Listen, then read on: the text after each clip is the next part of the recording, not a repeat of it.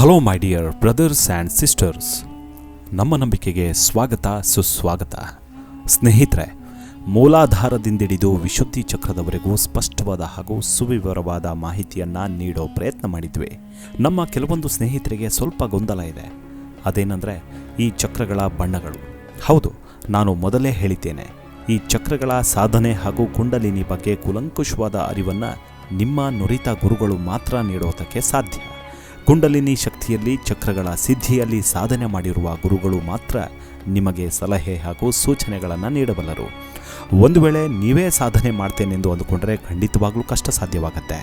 ಎಷ್ಟೇ ಬುದ್ಧಿವಂತರಿದ್ರೂ ಆಯಾ ತರಗತಿಗಳಿಗೆ ಪಠ್ಯಕ್ಕೆ ಸಂಬಂಧಿಸಿದ ಗುರುಗಳಿಂದ ಕಲಿತರೆ ಮಾತ್ರ ಅದರ ಮಹತ್ವ ಮತ್ತಷ್ಟು ಎತ್ತರಕ್ಕೆ ಆಳವಾಗಿ ಗಳಿಸಿಕೊಳ್ಳಲು ಸಾಧ್ಯ ಅನ್ನೋದು ನನ್ನ ಅಭಿಪ್ರಾಯ. ಸೊ ಬನ್ನಿ, ಹಾಗಿದ್ರೆ ನಮ್ಮ ಮುಂದಿನ ಆಜ್ಞಾಚಕ್ರದ ಬಗ್ಗೆ ಮತ್ತಷ್ಟು ಡೀಟೇಲ್ ಆಗಿ ತಿಳಿಸ್ತೀನಿ. ಅದಕ್ಕೂ ಮುನ್ನ ನೀವು ಮಾಡಬೇಕಿರೋದಿಷ್ಟೇ, ಸಬ್ಸ್ಕ್ರೈಬ್ ಮಾಡಿ, ಬೆಲ್ ಐಕಾನ್ ಒತ್ತಿ ಸಪೋರ್ಟ್ ಮಾಡಿ.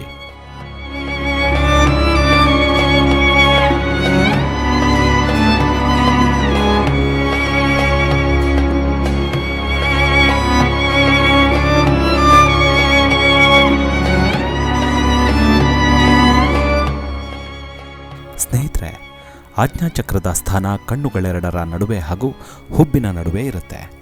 ಇದು ಇಡ ಪಿಂಗಳ ಸುಷುಮ್ನ ನಾಡಿಗಳ ಮಿಲನದ ಕೇಂದ್ರ ಬಿಂದು. ಗ್ರಂಥಗಳಲ್ಲಿ ಇದರ ಬಣ್ಣ ಇಂಡಿಗೋ ನೀಲಿ ಅಂತ ಸೂಚಿಸಲಾಗಿದೆ. ಆಜ್ಞಾಚಕ್ರ ಸಿದ್ಧಿಗಾಗಿ ಬೀಜಾಕ್ಷರ ಮಂತ್ರ ಓಂಕಾರ.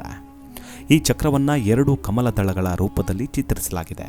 ಆಜ್ಞಾಚಕ್ರವು ಹಾರ್ಮೋನುಗಳನ್ನು ಬಿಡುಗಡೆ ಮಾಡುತ್ತೆ. ಇದರಿಂದ ಮನಸ್ಸನ್ನು ಕೇಂದ್ರೀಕರಿಸಲಾಗುತ್ತೆ, ಸಂಕಲ್ಪ ಸಿದ್ಧಿಯಾಗುತ್ತೆ, ದಿವ್ಯ ಶಕ್ತಿ ಜ್ಞಾನ ಉದಯವಾಗುತ್ತೆ. ಇದಿಷ್ಟು ಸರ್ವೇ ಸಾಮಾನ್ಯ ಗೊತ್ತಿರೋದೆ. ಆದರೆ ಆ ದಳಗಳು ನಮ್ಮ ಬದುಕಿಗೆ ಯಾವ ರೀತಿಯಲ್ಲಿ ಮಾದರಿಯಾಗುತ್ತೆ, ಅವುಗಳ ಕಾರ್ಯವಿಧಾನವೇನು, ಈ ಚಕ್ರ ಸಿದ್ಧಿಸಿದರೆ ನಮ್ಮ ಬದುಕಲ್ಲಾಗುವ ಬದಲಾವಣೆ ಏನು ಅನ್ನೋದನ್ನು ನೋಡೋಣ.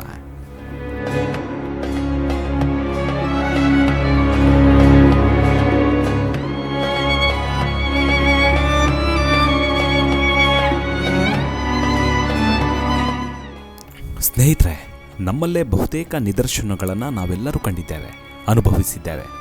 ಯಾರೋ ಒಬ್ಬ ಮುಖ ನೋಡಿದೊಡನೆ ಮುಂದಿನ ದಿನಗಳ ಕುರಿತ ಭವಿಷ್ಯವನ್ನು ಹೇಳಿಬಿಡ್ತಾನೆ. ಮತ್ತೊಬ್ಬ ಭಯ ಹುಟ್ಟಿಸಿಬಿಡ್ತಾನೆ. ಇನ್ನೊಬ್ಬ ಒಳಿತಿನ ಮುನ್ಸೂಚನೆ ಕೊಡ್ತಾನೆ. ಹೀಗೆ ಸಾಕಷ್ಟು ಪ್ರಸಂಗಗಳು ನಡೆದಿವೆ. ನಮ್ಮ ಭೌತಿಕವಾಗಿರುವ 2 ಕಣ್ಣುಗಳನ್ನು ಬಿಟ್ಟು ಹುಬ್ಬುಗಳ ನಡುವೆ ಇರುವ ಮಾನಸಿಕವಾದ ಕಣ್ಣು ತೆರೆದರೆ ಪ್ರಕೃತಿಯಲ್ಲಿನ ಆಗುಹೋಗುಗಳು, ವಿಕೋಪಗಳು ಎಲ್ಲದರ ಮಾಹಿತಿಗಳು ತರಂಗಗಳಂತೆ ಸಾಧಕನಿಗೆ ಅಪ್ಪಳಿಸುತ್ತವೆ. ಹೇಳೋದಾದರೆ, ಕಂಪ್ಯೂಟರ್ನಲ್ಲಿ ಸರ್ಚ್ ಮಾಡಿದ ಕೂಡಲೇ ಸ್ಕ್ರೀನ್ ಮೇಲೆ ನಾವು ಸರ್ಚ್ ಮಾಡಿದ್ದ ವಿಷಯದ ಕಂಪ್ಲೀಟ್ ಮಾಹಿತಿ ಬಂದಂತೆಯೇ ಇಲ್ಲಿ ಹಿಂದೆ ಆಗಿದ್ದು ಮುಂದೆ ಆಗೋದು ಎಲ್ಲವೂ ತಿಳಿಯುತ್ತೆ. ಆದರೆ ಆ ದಿವ್ಯ ಶಕ್ತಿಯ ಆಜ್ಞೆ ಇರುತ್ತೆ. ಯಾವುದೇ ವಿಷಯವನ್ನು, ಕಂಡಿದ್ದನ್ನು, ಅನುಭವಿಸಿದ್ದನ್ನು ಮತ್ತೊಬ್ಬರಿಗೆ ಹೇಳುವಂತಿಲ್ಲ. ಎಚ್ಚರಿಸಬಹುದು, ಸುಳಿವು ನೀಡಬಹುದಷ್ಟೇ. ಆದ ಕಾರಣವೇ ಆ ದಿವ್ಯ ಸ್ಥಾನಕ್ಕೆ ಏರಿದ ಸಾಧಕ ಆನಂದದ ಅನುಭೂತಿಯಲ್ಲಿ ತಲ್ಲೀನನಾಗಿರ್ತಾನೆ. ಅಲ್ಲಿಗೆ ಜೀವನ್ಮುಕ್ತಿಯ ಅನುರಾಗದ ಹೆಜ್ಜೆಗಳು ಶುರುವಾಗುತ್ತೆ. ಇಡೀ ತಲೆಬುರುಡೆಯಲ್ಲಿ ಒಂದು ರೀತಿಯ ರಾಸಾಯನಿಕ ತುಂಬಿಕೊಳ್ಳುತ್ತೆ. ಅದು ಇಡೀ ಬ್ರಹ್ಮಾಂಡ ಜ್ಞಾನವನ್ನು ಸಾಧಕನಿಗೆ ನೀಡುತ್ತೆ. ಕಣ್ಣು ಮುಚ್ಚಿದರೂ ಕೂಡ ಒಳಗಣ್ಣು ಪ್ರತಿಯೊಂದನ್ನು ವೀಕ್ಷಿಸುತ್ತಿರುತ್ತೆ. ಅದರ ವ್ಯಾಪ್ತಿ ಇಡೀ ಜಗತ್ತಿನ ಉದ್ದಗಲಕ್ಕೂ ಸಮಾನವಾದದ್ದು. ಕೂತಲ್ಲೇ ವಿಶ್ವದರ್ಶನ, ಬ್ರಹ್ಮಾಂಡ ದರ್ಶನ ಮಾಡಿಬಿಡಬಹುದು. ಇಷ್ಟು ಹಂತ ತಲುಪಿದರೆ ಹಸಿವಿನ ಮಂಪರು, ಜಗತ್ತಿನ ಮಂಪರು, ಜೀವ ಸಂಕುಲ ಎಲ್ಲವೂ ತೃಣದಂತೆ ಭಾಸವಾಗಿ ಬಿಡುತ್ತೆ ಸಾಧಕನಿಗೆ. ತಲೆಬುರುಡೆಯಲ್ಲಿ ಉತ್ಪತ್ತಿಯಾದ ರಾಸಾಯನಿಕವು ಅಮೃತವಾಗಿ ಮಾರ್ಪಟ್ಟು ಆತನ ಕಿರುನಾಲಿಗೆಯಲ್ಲಿ ಅಮೃತದ ಹನಿಗಳು ಧುಮುಕೋದಕ್ಕೆ ಶುರುವಾಗುತ್ತೆ. ಅದನ್ನು ಪ್ರೋಟೀನ್ ಅಂತ ಕರೀತಾರೆ. ಸಾಧಕ ಆ ಅಮೃತವನ್ನು ಕೇಚ ಮುದ್ರೆಯ ಮೂಲಕ, ಅಂದರೆ ನಾಲಿಗೆಯನ್ನು ಸುರುಳಿಯಾಕಾರದಲ್ಲಿ ಬಗ್ಗಿಸಿ ಅಮೃತವನ್ನು ಸವಿತಾನೆ. ಪ್ರತಿದಿನವೂ ಪ್ರಕೃತಿಯ ಶಕ್ತಿ ಆತನಿಗೆ ಹಲವಾರು ವಿಧದಲ್ಲಿ ಪ್ರತಿನಿಧಿಸುತ್ತೆ. ಇನ್ನೇನು ಸಹಸ್ರಾರಕ್ಕೆ ಒಂದೇ ಮೆಟ್ಟಿಲು. ಈಗಾಗಲೇ ತಾನೇ ದೈವವಾಗಿ ಬಿಡ್ತಾನೆ ಆಜ್ಞಾಚಕ್ರ ಸಿದ್ಧಿಸಿಕೊಂಡ ಸಾಧಕ. ಈ ಚಕ್ರವು ಮೆದುಳನ್ನು, ಕಿವಿಗಳನ್ನು, ಕಣ್ಣುಗಳನ್ನು, ಮೂಗನ್ನು, ಪಿಟ್ಯೂಟರಿ ಗ್ರಂಥಿಯನ್ನು, ಪೀನಲ್ ಗ್ರಂಥಿಯನ್ನು ಮತ್ತು ನರ ವ್ಯವಸ್ಥೆಯನ್ನು ಆಳುತ್ತೆ. ಪಿಟ್ಯೂಟಿ ಗ್ರಂಥಿಯ ಪ್ರಭಾವ ಬೇರೆಲ್ಲ ಗ್ರಂಥಿಗಳ ಮೇಲೆ ಇರುತ್ತೆ. ಮೆದುಳು ದೇಹದ ಎಲ್ಲ ಭಾಗಗಳನ್ನು ನಿಯಂತ್ರಿಸುವ ರೀತಿಯಲ್ಲಿ ಮನಯೇವ ಮನುಷ್ಯಾಣಂ ಕಾರಣಂ ಬಂಧ ಮೋಚನಂ ನಾವು ಹೇಗೆ ಯೋಚನೆ ಮಾಡ್ತೀವೋ, ನಮ್ಮ ಮನಸ್ಸು ಯಾವ ದಾರಿಯಲ್ಲಿ ನಡೆಯುತ್ತೋ ನಮ್ಮ ಜೀವನ ಹಾಗೆ ನಿರ್ಧಾರವಾಗತ್ತೆ. ಎಲ್ಲ ಸರಿಯಾಗಿದ್ದು ನಮ್ಮ ಬುದ್ಧಿಯೇ ನಮ್ಮ ಕೈಯಲ್ಲಿ ಇಲ್ಲದೆ ಹೋದರೆ ಏನೇ ಇದ್ರೂ ಪ್ರಯೋಜನವಿಲ್ಲ. ಈ ಚಕ್ರದ ಅಸಮತೋಲನದಿಂದ ತಲೆನೋವು, ಭೀಕರ ಸ್ವಪ್ನಗಳು, ಕಲಿಕೆಯ ಅಸಾಮರ್ಥ್ಯ, ಗಾಬರಿ, ಖಿನ್ನತೆ, ಅಂಧತ್ವ, ಕಿವುಡುತನ, ಮೂರ್ಛೆ ರೋಗ, ಬೆನ್ನೆಲುಬು ಬಾಗಿರುವ ಸಮಸ್ಯೆಗಳು ಉಂಟಾಗ್ತವೆ. ಇಲ್ಲಿ ಭ್ರೂ ಎಂಬ ನರಜಾಲವಿದೆ.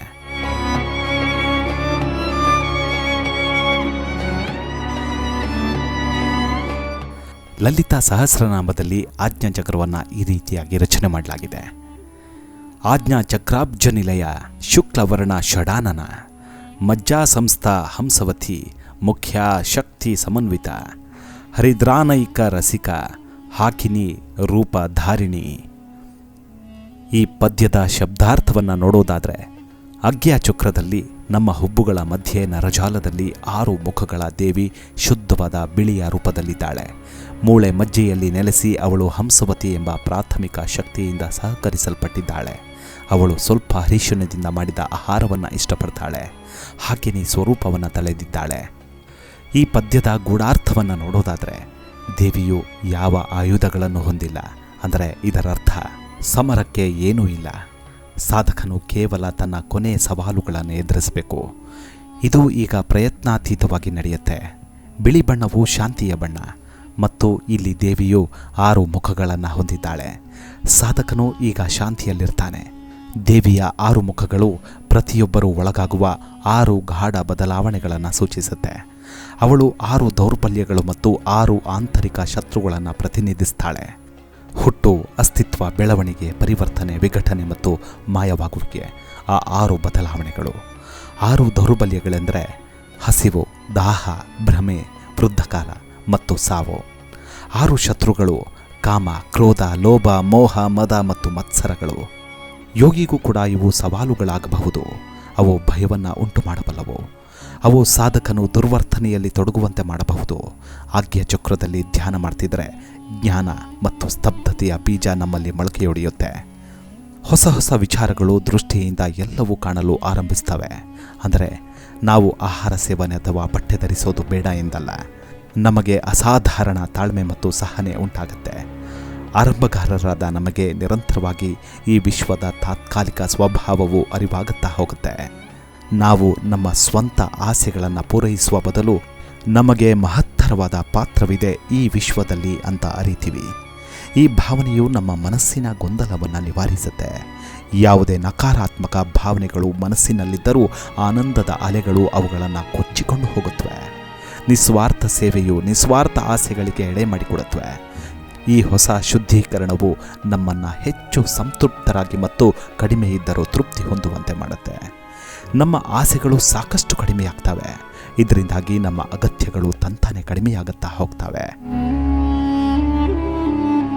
ನಮ್ಮ ಬಗ್ಗೆ ಬಹಳ ಗಮನ ಹರಿಸುವವರು ಸಂಪತ್ತು, ಖ್ಯಾತಿ ಅಥವಾ ಪ್ರೀತಿ ಬೇಕಿರೋದಿಲ್ಲ. ಬೇರೆಯವರಲ್ಲಿ ಜೋತು ಬೀಳುವುದು ಅಥವಾ ಅವರ ಸಂಘಕ್ಕಾಗಿ ಬಯಸುವುದು ಹೊರಟು ಹೋಗುತ್ತೆ. ಈ ಹಂತದಲ್ಲಿ ನಾವು ಶೀಘ್ರವಾಗಿ ನಮ್ಮೊಳಗಿನ ಅನಂತ ಚಿಲುಮೆಯತ್ತ ಚಲಿಸ್ತೀವಿ. ಒಳಗೆ ಹೋಗುವ ನಮ್ಮ ಪ್ರಯಾಣವು ಮುಗಿತಾ ಬರುತ್ತೆ. ಆಜ್ಞವು ಪರಿಣಿತಿ ಸಾಧನೆಯು ಮುಕ್ತಾಯದ ಆರಂಭವನ್ನು ಸೂಚಿಸುತ್ತೆ. ಇಲ್ಲಿಗೆ ತೆರಳಲು ಬೇರೆ ಲಘು ಮಾರ್ಗಗಳಿಲ್ಲ. ಇಲ್ಲಿವರೆಗೆ ನಾವು ನಿರಂತರವಾಗಿ ದೃಢತೆ, ಏಕಾಗ್ರತೆ, ಭಕ್ತಿಯಿಂದ ಸಾಧನೆ ಮಾಡಿದರೆ ನಾವು ಅಪರೂಪದ ರತ್ನವಾಗ್ತೀವಿ. 10 ಕೋಟಿಗೆ ಒಬ್ಬರಲ್ಲದಿದ್ದರೂ 1 ಕೋಟಿಗೆ ಒಬ್ಬರಾಗ್ತೀವಿ. ನಾವು ಈ ಹಂತವನ್ನು ತಲುಪಿದರೆ ಪ್ರಕೃತಿಯು ನಮಗಾಗಿ ಒಂದು ಯೋಜನೆಯನ್ನು ರೂಪಿಸುತ್ತೆ ಅಂತ ಅರಿತೀವಿ. ಉನ್ನತ ಉದ್ದೇಶಕ್ಕಾಗಿ ನಮ್ಮನ್ನು ಬಳಸಲು ಅದು ಒಂದು ಸಾಧನವಾಗಿ ಬಳಕೆಯಾಗತ್ತೆ.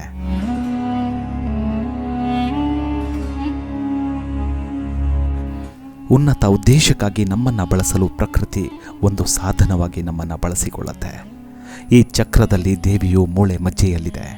ಈ ಚಕ್ರದಲ್ಲಿ ಧ್ಯಾನ ಮಾಡೋದ್ರಿಂದ ನಾವು ಮೂಳೆ ಮಜ್ಜೆಯಲ್ಲಿನ ಯಾವುದೇ ಕಾಯಿಲೆಯಿಂದ ಮುಕ್ತರಾಗಬಹುದು. ಧ್ಯಾನವು ನಮ್ಮ ಮೂಳೆಗಳಲ್ಲಿ ಇದೆ ಎಂದು ಇದು ಸೂಚಿಸುತ್ತೆ. ಈ ಮೊದಲು ನಾವು ಪ್ರಯತ್ನಪಟ್ಟು ಧ್ಯಾನ ಮಾಡಬೇಕಿತ್ತು, ಆದರೆ ಈಗ ಪ್ರಯತ್ನವಿಲ್ಲದೆ ನಡೆಯುತ್ತೆ. ಆನಂದ ಮತ್ತು ಶಾಂತಿಯ ನಮ್ಮ ಸಹಜ ಸ್ಥಿತಿಯನ್ನು ಶೋಧಿಸಲು ಸಿದ್ಧರಾಗಿದ್ದೀವಿ. ಇಲ್ಲಿ ಸಹಾಯಕ ದೇವಿಯು ಹಂಸವತಿ. ಇದು ಸ್ವರೂಪರಹಿತ ದೇವಿಯ ಕುರಿತು ಮಾಡುವ ಧ್ಯಾನಗಳ ಪೈಕಿ ಬಹಳ ಗಾಢ ಅಭ್ಯಾಸಗಳಲ್ಲಿ ಒಂದು.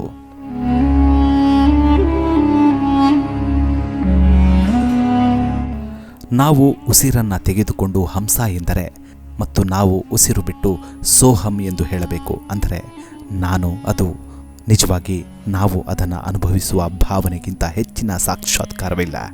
ನಮ್ಮ ಬದುಕಿನ ಪ್ರತಿಯೊಂದು ಗಳಿಗೆಯಲ್ಲಿ ನಾವು ಹುಡುಕುತ್ತಿರುವ ದೈವತ್ವ ನಾವೇ ಮತ್ತು ನಮ್ಮ ಸುತ್ತಮುತ್ತಲಿನ ಎಲ್ಲರೂ ಮತ್ತು ಎಲ್ಲವೂ ದೈವತ್ವವೇ.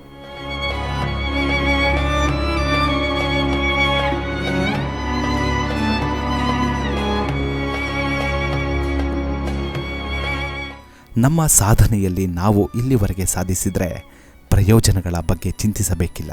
ಏಕೆಂದರೆ ನಾವು ಎಲ್ಲವನ್ನು ಲಾಭ ಮತ್ತು ನಷ್ಟಗಳ ಆಧಾರದಲ್ಲಿ ತೂಕ ಮಾಡೋದಿಲ್ಲ. ನಾವು ಬಹಳ ಕಾಲದಿಂದಲೇ ಇಂತಹ ದ್ವಂದ್ವತ್ವದ ಮೇಲೆ ಏರಿದ್ದೀವಿ. ಈ ಚಕ್ರದಲ್ಲಿ ಧ್ಯಾನ ಮಾಡಿದಾಗ ನಾವು ರುಚಿಕರವಾದ ಆದರೆ ಆರೋಗ್ಯಕರವಾದ ಆಹಾರ ಸೇವಿಸಬೇಕು. ನಮ್ಮ ಸೊಪ್ಪಿನ ಪುದೀನದ ಆಹಾರದಲ್ಲಿ ಸ್ವಲ್ಪ ಅರಿಶಿನವನ್ನು ಹಾಕಿದರೆ ಉತ್ತಮ. ಇಲ್ಲಿನ ದೇವಿಯ ಹೆಸರು ಹಾಕಿನಿ ಮತ್ತು ಬೀಜಾಕ್ಷರ ಮಂತ್ರ ಹಂ.